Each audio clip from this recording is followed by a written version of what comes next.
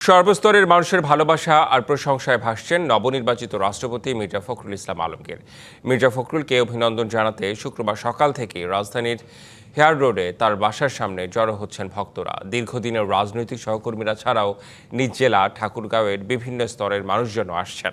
শুভাকাঙ্ক্ষীরা জানান, মামলা, জেল, নির্যাতন আর রাজনৈতিক নানা চড়াই উতরাই পেরিয়ে রাষ্ট্রের সর্বোচ্চ পদে মির্জা ফখরুল ইসলাম আলমগীর। তার এই প্রাপ্য সম্মানে উচ্ছ্বসিত সবাই।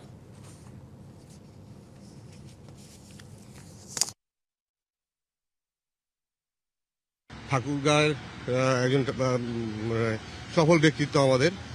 উনি শুরু থেকে আজ পর্যন্ত কখনোই ফেইল করে নাই, এটা উনি প্রমাণ করেছেন। যে এইভাবে দুর্দিনে দলকে সে সন্তানের মতো নেতাকর্মীদেরকে স্নেহ করে দলকে একটা জায়গায় নিয়ে গেছে, দল রাষ্ট্রের সর্বোচ্চ সম্মান তাকে দিছে। সেই শুরু থেকে আজ পর্যন্ত বেফাস কোনো কথা বলেন নাই। বাংলাদেশের স্বচ্ছ রাজনীতিবিদ।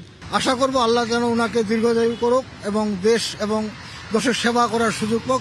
নগদ নিয়ে এলো হার না মানা হার অফার। সর্বনিম্ন 10,000 টাকা রেমিটেন্স নগদে পাঠালে থাকছে স্বর্ণের হার জেতার সুযোগ।